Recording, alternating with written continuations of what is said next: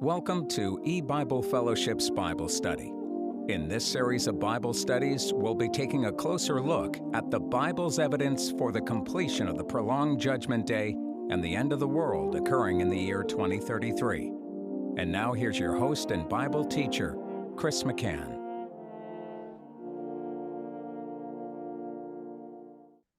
Welcome to eBible Fellowship's Bible study that is taking a look at the biblical evidence for the end in the year 2033.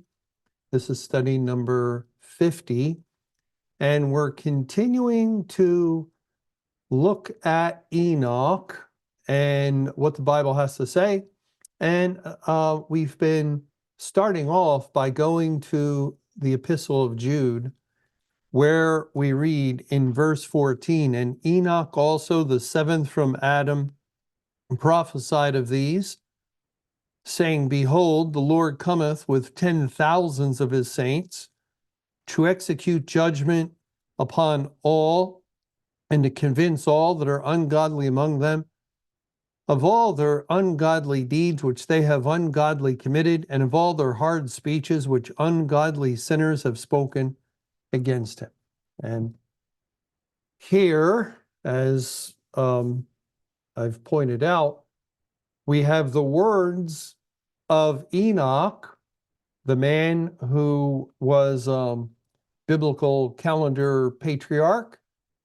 We read about him back in Genesis chapter 5, that he had been taken by God at the age of 365. We spent some time looking at how that fits in with the acceptable year of the Lord, with the Jubilee year. And we've also discussed other matters. What is a saint?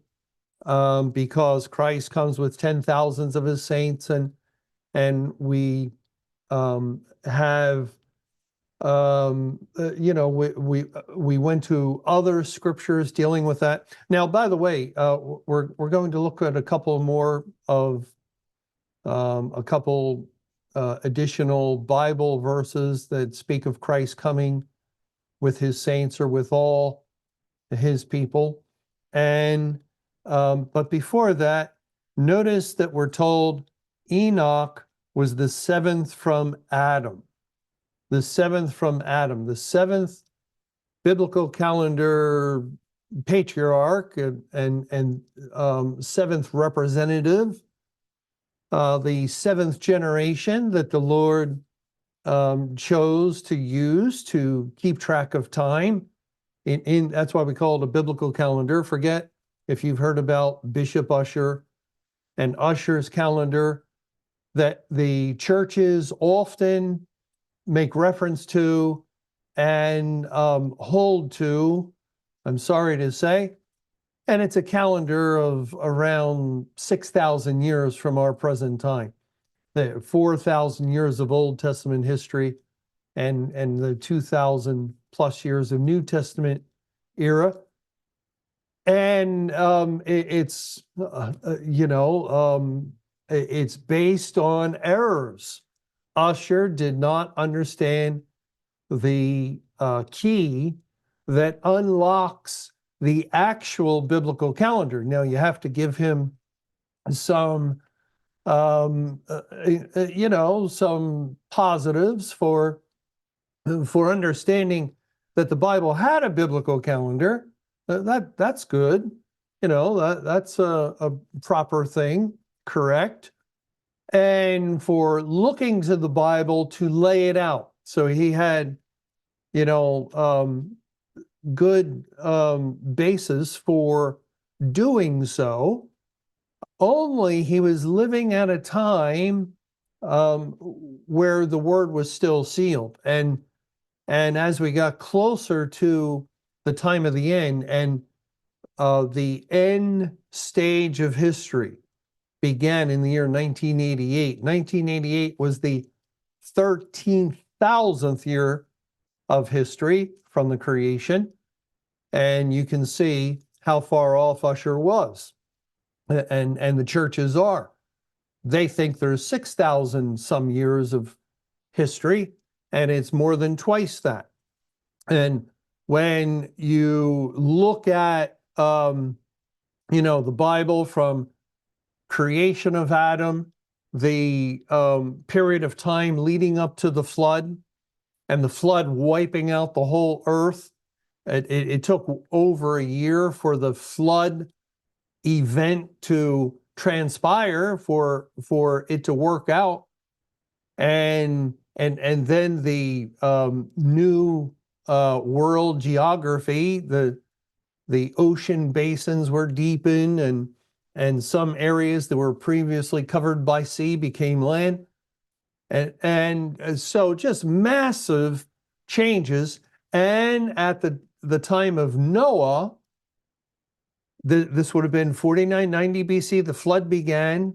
Old Testament history counts down. So in 4989, that's the actual biblical date. I don't know what Ussher and them say, but remember, they only give 4,000 years for the entirety of Old Testament history. So you have Adam, generations of men who are multiplying and multiplying.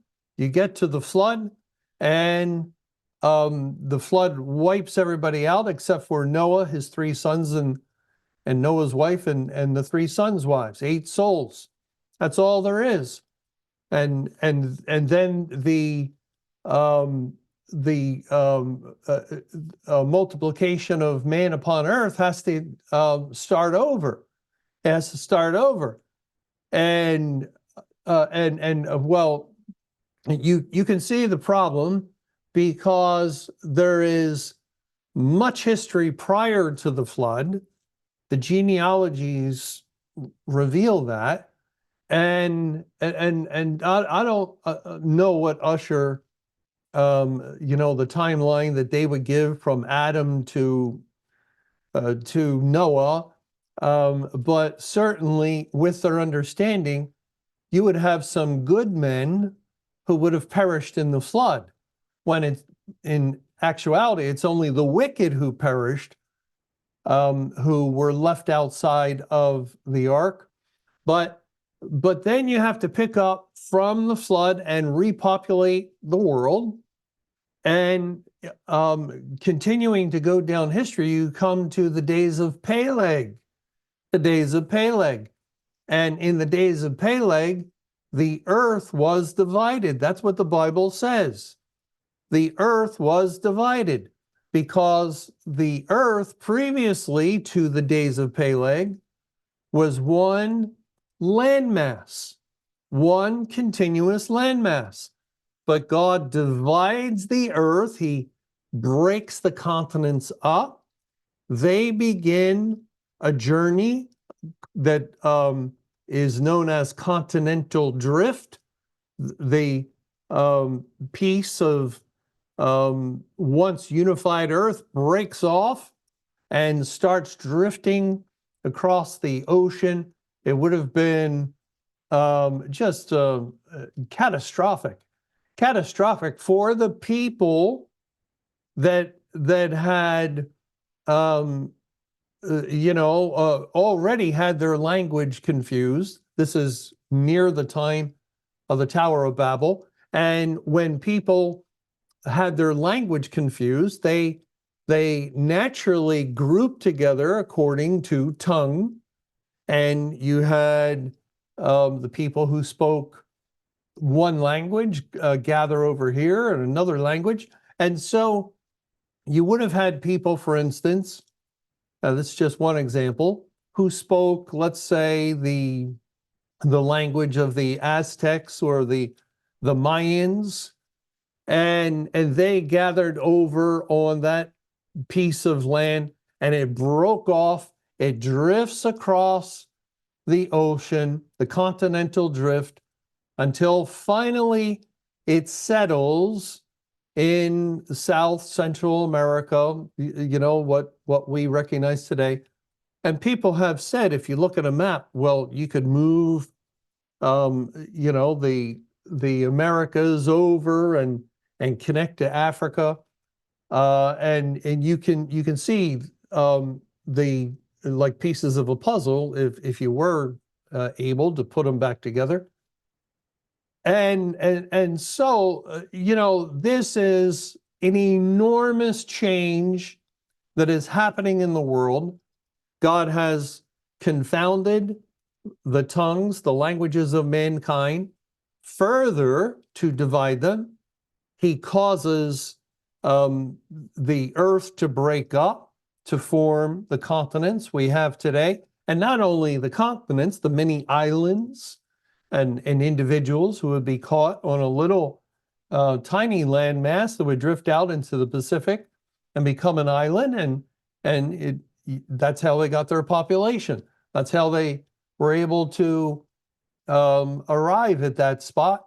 And so time continues. Now, if you remember a few years ago, it was in the year 2012, there was a lot of discussion about the Mayan calendar coming to an end. And the Mayan calendar had inscriptions in many of their buildings where they had an origination date of, I think the year was 3112 or 3113 BC. And the calendar that they developed, they were, really way ahead of their time, but it ran out in 2012, one part of their calendar. And people were saying, oh, this, maybe it's the end of the world or whatever. But really, the interesting thing isn't 2012. The interesting thing is, why did their buildings have that particular date as an inscription, their foundation stone? Well, again, just imagine, and by the way, that date, 3112 or 3113 BC, is within the lifetime of Peleg. Once we correctly lay out the biblical calendar, and that's done through the lifespans of individuals and ordering them according to the biblical language. And then we see, well, Peleg lived. He lived precisely at that time in which God says that the earth was divided. And I'll turn back there so we can read the verse. It's in Genesis chapter 10. Genesis 10, verse 25, and unto Eber were born two sons. The name of one was Peleg, for in his days was the earth divided. You see, actually, I might have been off on, I have a note here, I might have been off on the inscription date of the Mayans. I have 3114 BC, so, I was off a year, but again, this fell right within the lifetime or lifespan of Peleg. Peleg died in 3153, and so he would have been alive when the Mayan people put 3114 on their buildings. They're building a temple. 3114.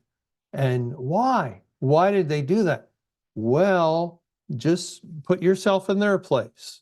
Okay, here you are when the world is one piece, one huge landmass, and you're with your newly found people group because mysteriously you all started speaking the same language, and all of a sudden there's a great shaking. Probably it just felt like a terrible earthquake, and the piece of land you're on breaks, separates from the main landmass, and there's movement. Now, of course, there's a lot of distance from, say, Africa to the present location of South America, North America, Central America.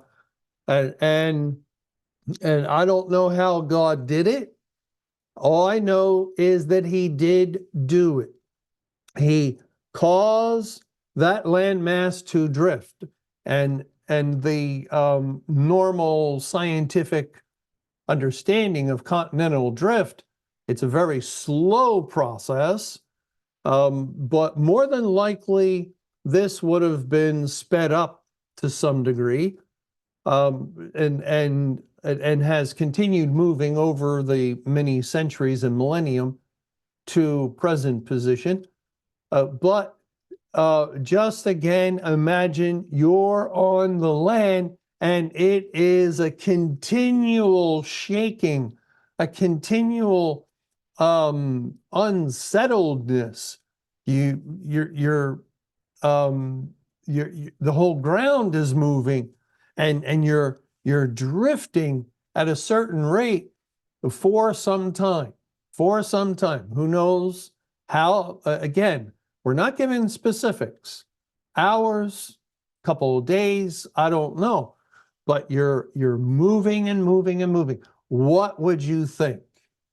The end of the world. The end of the world has come. And man knows and has always known deep down, because God wrote his law upon his heart. Man has always known within himself that he's a sinner, or that he has offended God, and that God is not pleased with him. It's why ancient peoples would offer sacrifice. They would intuitively understand, I've done wrong. It's why my crops aren't growing, why there's no rain. It's why bad things are happening in my house. I've done wrong, and God is displeased, and he requires sacrifice. So there's always, and it's within everyone. The atheists, the secularists, they lie to themselves deep down, then they cover it up, and they may have covered it quite a bit, but deep down, everyone knows there's a God. I have not done right in his sight, and he's angry with me. He's displeased with me. And so people do various things to appease that God according to their level of understanding. And ancient people, without the Bible, without God giving them the truth of the gospel, that Christ is that sacrifice, well, they would have tried to come up, with animal sacrifice or human sacrifice or whatever. But anyway, the law written upon the hearts of men is the basis for the understanding that the Mayans would have come to a conclusion. God is ending the world because he's displeased with us. We have offended him, and this is the end of the world. This is the end of the world. When the ground beneath your feet is untrustworthy, people say it all the time. When there's an earthquake of 30 seconds or a minute in length, I thought the world was ending. You often hear that quote from people who survived or went through maybe a terrible earthquake. And imagine such a prolonged shaking that the whole continent actually moved location and took up another spot. It just had to be tremendously impactful upon their psyche, upon what they thought was happening. And then when the earth finally reaches the spot that God intended and settles, and the ground stops shaking, and some of them are still alive, probably some died, no doubt, but some are still alive. And they realized, oh, the world didn't end, but something major, something incredible happened. We have to remember this year. So the Mayans, they put that date into their calendars, and when they would build a building, they would put that date. It's basically for them the beginning of a new world. It's starting over like with a fresh slate. Well, now with Ussher's calendar, you have these two enormous occurrences within a 4,000-year period, and we're supposed to think that, and that's just an example. The Mayans experienced it. The Mayans noted it. I think we can say there's a strong likelihood of that with that inscription upon their buildings, but it would have happened all over the world to other individuals upon the continents. And of course, any buildings that they had been building would have collapsed, as earthquakes do. And this kind of earthquake, again, very prolonged. And so to recover from that, and to recover from the flood even before that, and to have history unfold all the way to Abraham. When Abraham was born, it was the year 2167 BC. Exclamation point. No doubt about it. You can prove it. You can prove it because the Bible tells us of an event that took place in the life of Solomon and the building of the temple. If you go to 1 Kings chapter 6, we read in verse 1, "And it came to pass in the 480th year, after the children of Israel were come out of the land of Egypt, in the 4th year of Solomon's reign over Israel, in the month Ziph, which is the 2nd month, that he began to build the house of Jehovah." The 4th year of Solomon's reign, the foundation of the temple was laid.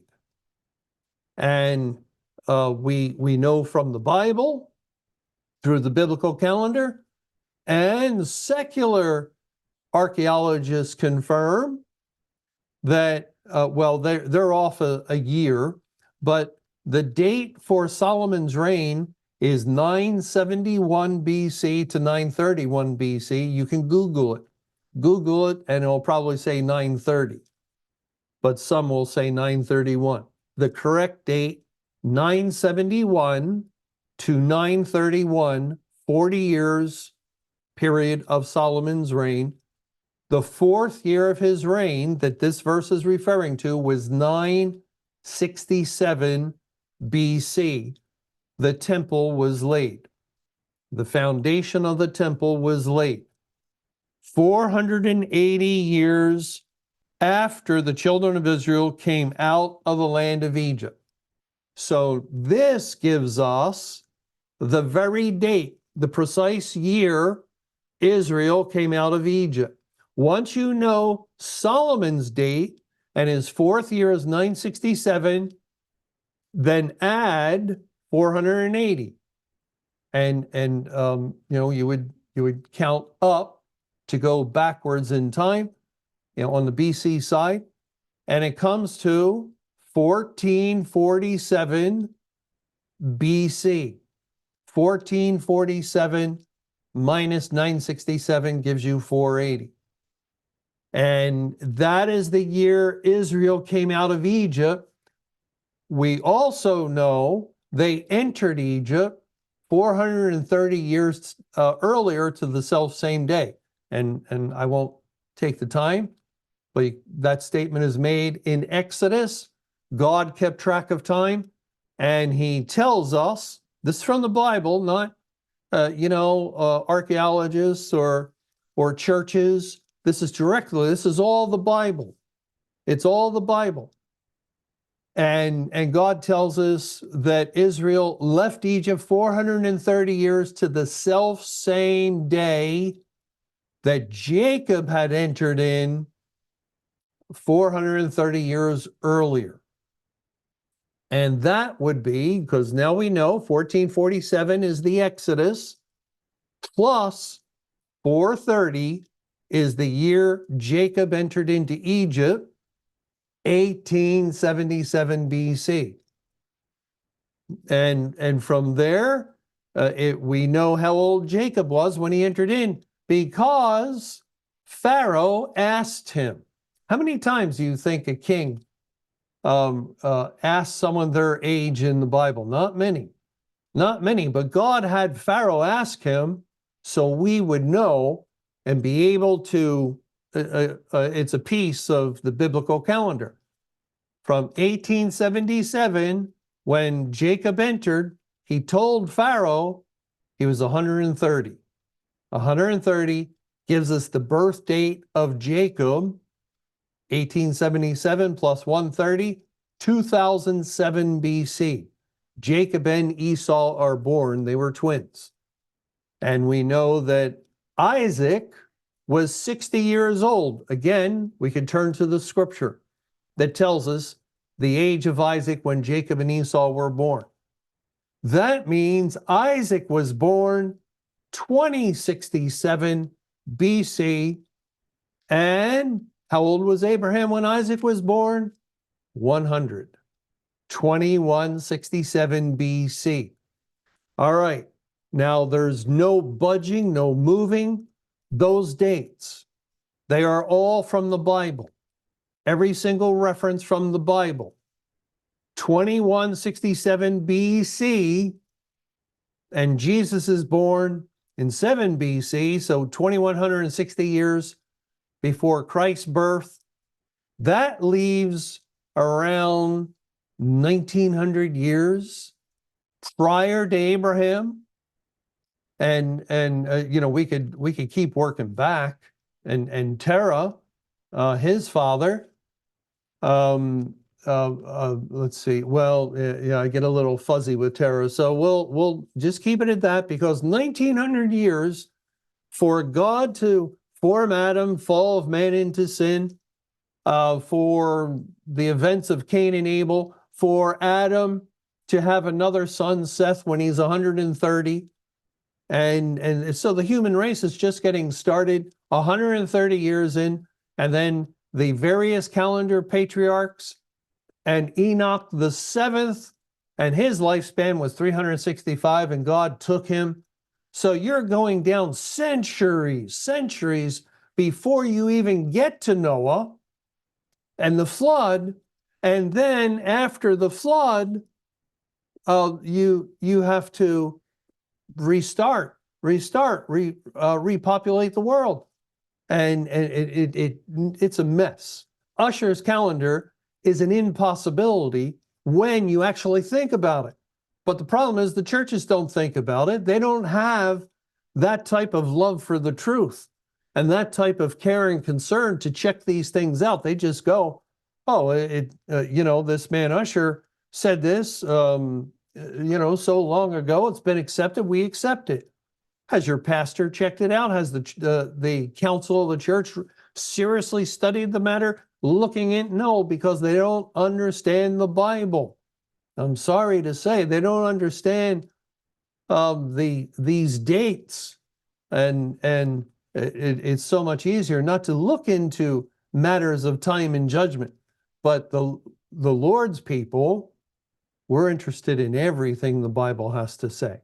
We love every truth, whether it's related to time or judgment or salvation or the little tiniest, seemingly tiny, nothing's tiny in the Bible, scripture verse. We're interested in it all. We want to learn it all. Well, we have run out of time for this study, but Lord willing, when we get together in our next study, we'll look at that statement, seventh from Adam, a little closer concerning Enoch and also a few other things. Thank you for joining us for eBible Fellowship's Evening Bible Studies with your host and Bible teacher, Chris McCann. For more studies and information, visit our website at www.ebiblefellowship.org. Until our next Bible study, may the Lord's perfect will be done.